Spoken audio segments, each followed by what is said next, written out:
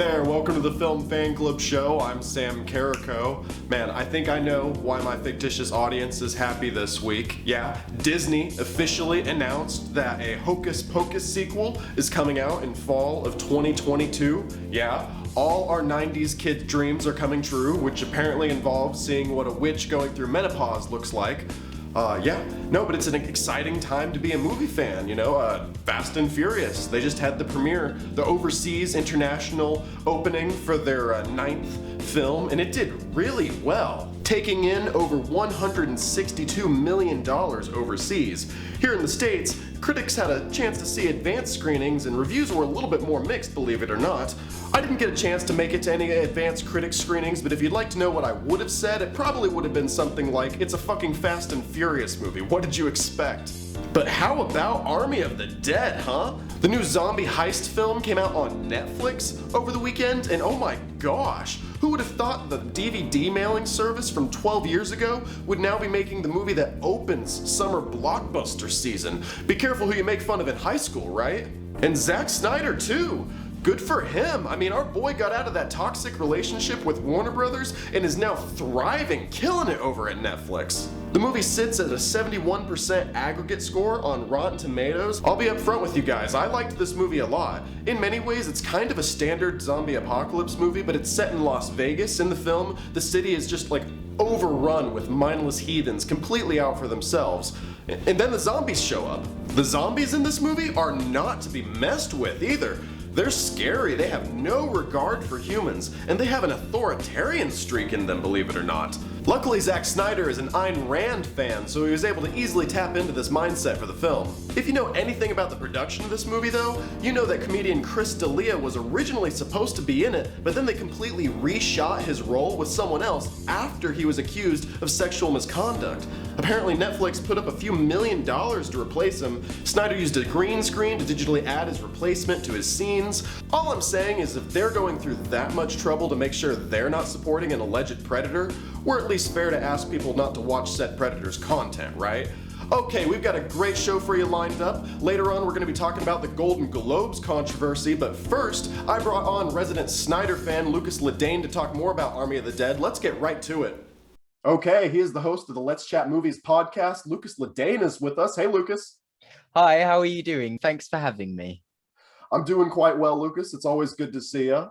It's been quite a while since you've been on my show, but it's kind of weird talking and saying that because, we've been doing a lot of your podcasts together. Do you want to take a chance to talk about what you've been up to? Yeah, it's been fun. I've had you on a lot. I've had another guest on. I'm recording with another guest tomorrow. And it's just been a lot of fun and a lot of very hard work. My next episode is going to be with Devon Taylor of the Bloody Blunts podcast. And then we're going to be talking about the current state of horror, which is a recurring series I was doing on my website, Let's Chat Movies. And this is going to be my first time bringing it to YouTube. So keep an eye out for that. We're going to be talking about a lot of horror, including the new Saw film. One thing is that you're kind of known as the Zack Snyder guy on YouTube, and we talk a lot about him on your channel. We've had you're on our Zack Snyder's Justice League episode after all. Oh, yes. What is your kind of opinion of some of Zack Snyder's films outside of the DC universe, though? Because he obviously cut his teeth on Dawn of the Dead originally, and 300 shortly after that. Yeah, well, the first Zack Snyder film I ever actually watched, it wasn't Watchmen, it wasn't Man of Steel, it was 300. My dad showed me it when I was about 12. I just remember being blown away by that. And then I went to check out his other stuff and I watched Dawn of the Dead at that age, which I definitely should not have done. And I think I was just hooked on the thing that really appealed to me about Zack Snyder was you could always tell you were watching a Zack Snyder film. Whether that be from the slow motion, whether that be from the visuals or the story, the way the script's handled, the way the movie's put together, to the runtime of the movie, I think that was one of the first directors I ever saw who, even without being on a big franchise, had a very distinct identity. And how do you think that kind of his style and everything because you're right, it is very distinct. How do you think it translated into the new film Army of the Dead? So, we were talking about this beforehand. I said to you, and this isn't a bash on the film, by the way, but if this movie had been released with like no promotion and we didn't get the opening credits and like I didn't read anything about it, I would not have known this was directed by Zack Snyder. Like at first.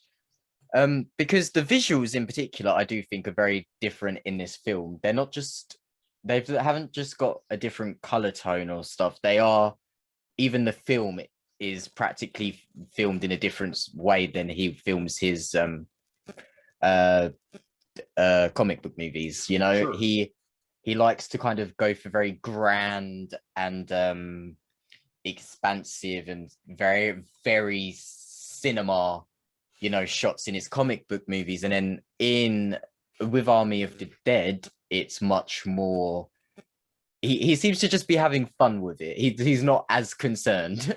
I think what you're saying about his style, I kind of half and half agree and disagree, because I do think this is a little bit of a different take for Zack Snyder, because you're right with what he was, the way he shoots characters. It feels like there were more close-up shots. There was more character focused cinematography, and he was his own cinematographer in this film. But also there you do have a lot of your like very tight focus, you know, very crisp focus and blurry backgrounds, and the sun shining through whenever characters are talking. Dialogue scenes are shot in a way that to me felt distinctly Zack Snyder. But in where a part where I do agree with you, yeah, is with the character stuff. But also, yeah, this is a brighter film than we're used to. It reflects the tone. What did you make of the story here? The story to me was surprisingly good. And I'm not saying that in terms of a Zack Snyder film, but I'm honestly not a particularly big fan of zombie films because I just find them very generic. You know, you kind of always know what's going to happen, how it's going to go. They all almost all look the same. They have some gray tone washed over them and very cheap. And then in regards to the story, it's normally just a flimsy mess. Here, the story's got emotional beats. It's got character development. It's got humor. It's got just some really great action as well. And I think it has some really great lines that really stand out in the film as well. I didn't know how to feel about it when we were going into this movie. He was very involved in the story process and in the screenwriting process. And I actually thought the story, well, yeah, it's a lot of familiar beats from stuff that you're used to. I think that it really, it was put together in a way that, like you said, it's just fun.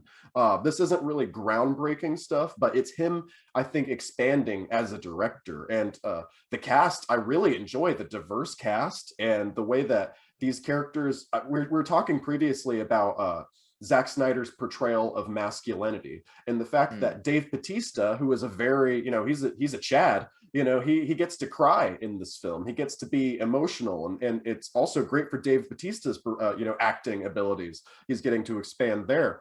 What did you make of this cast? And obviously, did you see anything like that stood out to you? First of all, what you're talking about with the way he handled someone like Dave Bautista's character and had him be able to cry, you know, he has this German safecracker guy who, by the way, is 40 years old for anyone who doesn't know. I had to look that up when you originally told me because I was in disbelief. I thought he was like my age. Yeah. And you know, you'd normally think, oh, they're just going to be a nerdy, they're just going to keep to themselves and stuff. And no, he has this really great rapport with one of the other soldiers. And then that soldier himself is very different to the characters they normally hire. You know, when you see like a person of color as a military soldier in a zombie movie, 9 times out of 10 they're just written horribly and like not with much thought to them. And this guy has thought, and you can tell like he's thinking in different situations. And there's just of course a very nice twist with him at the end, which we won't spoil, but it's just there's a lot of stuff here for the characters. And even just really quickly, I don't know who played her, but whoever played Dave Bautista's daughter needs more work. She is amazing in this film. She was really good, and she had some hard stuff to act opposite too. You know, her storyline and Dave Bautista's storyline was really good, and I think really well thought out. And obviously I really enjoyed his storyline. And some people have criticized the film for not really hitting the mark in terms of the emotional stuff. You know, they thought that it should have stuck to the more fun elements of the story. But I've also heard the same criticisms coming from people in terms of previous Zack Snyder films, like that Man of Steel was all spectacle, excuse me, with no heart to it. And I'm like, okay, this has spectacle and it has heart to it. And now you're criticizing it because you didn't do it. They didn't do the heart in the right way. So I thought that in terms of just being a expansion of Zack Snyder's writing chops, an expansion of Dave Bautista's acting abilities, I thought it was great. And that we can't underplay how much of a fun story this is. Did the runtime bother you at all? Do you know what? When I first started watching it and it popped up with 2.5 hours, I was a bit like, this is nearly a 3-hour long zombie film. Right. By the time it had got to 2 hours in, just like with, ironically, the Snyder Cut, which was 4 hours long, I was like, we're not done here. Don't you start wrapping up now. It breezes by. Yeah, I completely agree. I was like 2.5 hours. Oh my gosh, I'm really making a commitment here. Maybe I'll watch half of it tonight, half of it tomorrow. I watched it all in one sitting because there was no point where I wanted to turn it off. It's just a fun, this is an overused statement, but it was a thrill ride throughout the whole thing. And for Netflix to be putting out movies of this caliber, I think it says a lot, because this is your typical like summer blockbuster movie. I mean that the best way possible. But for Netflix to put this out, this wasn't a cheap cash grab. This is a really good film. So final thoughts on this, Lucas, and thank you so much for being here. Where can we find you online? No problem. Thank you so much for having me. You can find me on YouTube at Let's Chat Movies and at letschatmoviesofficial.wordpress.com and on Twitter at LCM Lucas. As for my final thoughts on the movie, great directing, great cast, great script.